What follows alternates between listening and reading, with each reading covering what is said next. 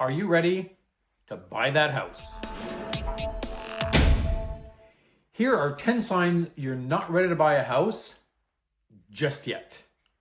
Buying a home can be one of the most exciting and terrifying moments in a person's adult life.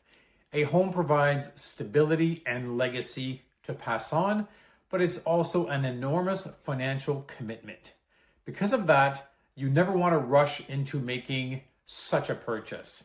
Even if you think you've got everything that it takes on paper, you want to be 100% sure this is the right decision. So if you're thinking about buying a home, but you're not quite sure if you're ready, this video is for you. Today, I'm going to be breaking down 10 signs you might not be ready to buy the house just yet and what you can do about it. So let's save you some stress, let's save you some money, and get right into it. The first thing you're going to need is a down payment. So if you don't have a down payment, this might not be the right time. While there are certain programs that can help first-time home buyers fund a down payment, in general, not having a down payment or a significant down payment is typically a big red flag. So when a buyer who does not even have enough money to put the down payment and cover the closing costs, it tells us that they might have underestimated the financial requirements needed to purchase a property, or perhaps they have no idea what they need. If you're scraping together every penny just to qualify, what happens when a surprise repair pops up? What if your car breaks down? What if you need a new car? These are all things you have to factor in. A solid down payment and emergency fund are key when buying a home. Number 2 is that you are struggling to get pre-approved. The pre-approval is the first step in receiving a mortgage loan or even looking at homes. It's a way for the bank to determine if you're financially capable of paying back your mortgage and also to let you know how much you can reasonably afford to pay. If you are struggling to get pre-approved for a mortgage, then it may suggest that you do not nearly have enough money from your income to afford that house, including the mortgage payments, the property taxes, regular maintenance, and also unexpected expenses that will pop up. This one is big. Without a pre-approval, you don't know what you can afford. It's like shopping with a blindfold on, and that's not a great strategy to start, especially in real estate. Number 3 is poor credit score, which means your credit score needs some work. Your credit score will impact your interest rate, will impact your monthly payments, and even your ability to get approved for a mortgage. Do you even know what your credit score is? If not, it might be a good idea to find out where you stand with your credit score. Make sure you know exactly what is showing up on your credit score, and this will help you figure out what's happening with it. If it's too low, it might take a few months to build it back up. You could save thousands of dollars if you have a better credit score because it'll make it easier for you to get approved. Talk to a mortgage broker, talk to a financial planner to see exactly how you can improve your actual credit score. Every person is different. Everybody has a different situation. So make sure you are going in the right direction when you're trying to fix your credit score. Just because a friend of yours, somebody you know, a family member might have gotten a credit card and their credit score automatically went up, it doesn't mean that doing that step will help your credit score. Everybody's in a different situation. We all have different things on our credit score and our history. So make sure that you do talk to somebody to find out exactly what you can do to improve your credit score.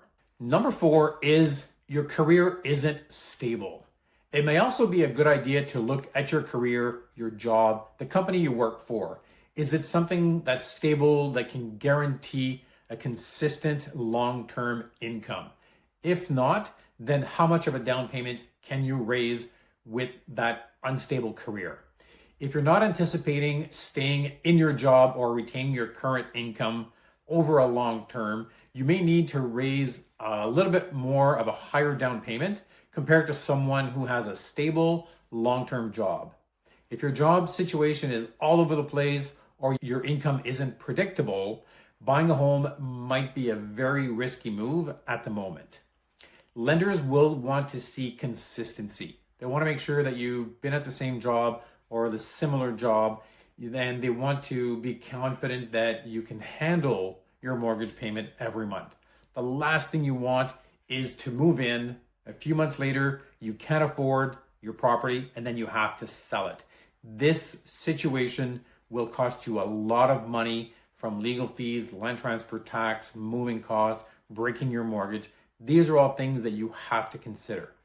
And if you're self-employed, there will be challenges here as well. So make sure that when you are getting pre-approved, you talk to your mortgage broker and give them all the information they are looking for. Number 5 is your income isn't consistent. Another red flag that a person may not be ready to buy a home is that if they don't have a steady and reliable income. Whether a person has lost their job or is hopping from job to job to job or is self-employed, this is something that has a big impact on being able to get approved. And these are all signs that having a large monthly mortgage payment may not be feasible at the moment. It may even mean that you can't qualify for a mortgage in the first place, or lenders won't offer great terms, higher interest rates, which means this will cost you a lot more money in the long run. Number 6 is you're rushing to get a deal and potentially having unrealistic expectations.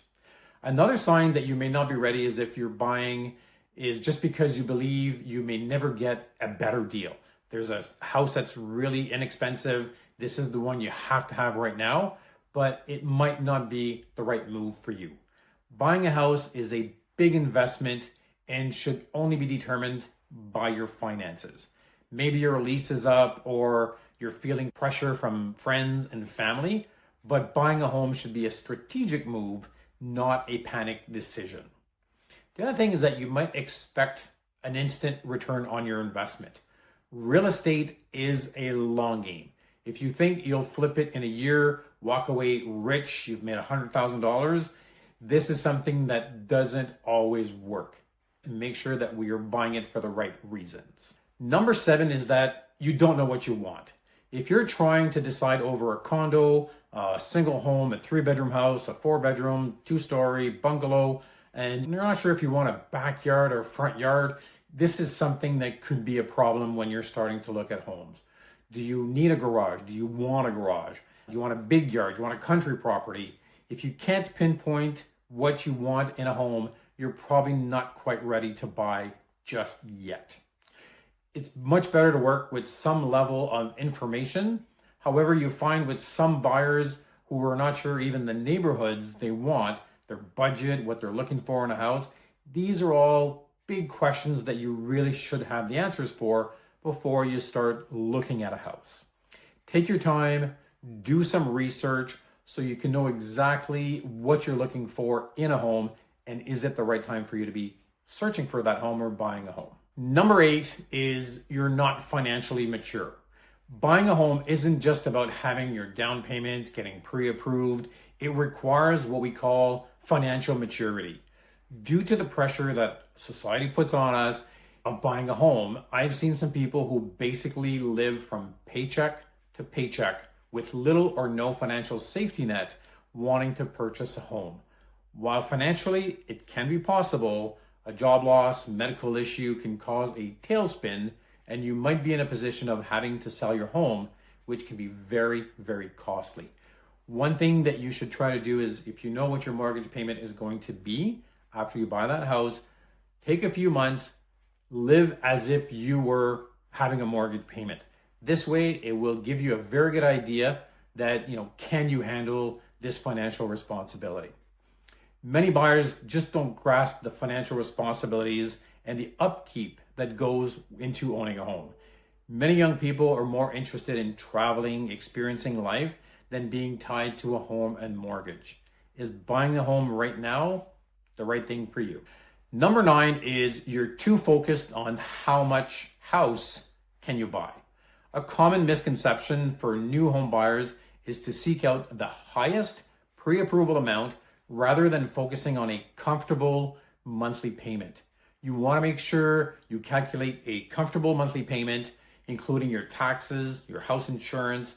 Also take into consideration other expenses like your car payment, food, your lifestyle, house maintenance, and all the regular expenses that happen every single month. Take a few months, write down exactly what you're spending, where you're spending it, and then this will bring you to more of a normal budget so you can make sure that you can afford that property. Once you have those numbers, factoring in the current mortgage rates, and come up with a price range to purchase in, rather than just going to a lender and seeing how much you could buy for. This is something I always recommend to everybody. It's nice to stay within your budget, but you also have to be able to continue living comfortably. While you're buying a home, it can be a great investment, rushing into it and not having all your financial pieces fully in place can lead to devastating outcomes. Do your research, connect with a realtor, connect with a mortgage broker, and be prepared before making this big step. And finally, you have not done your homework.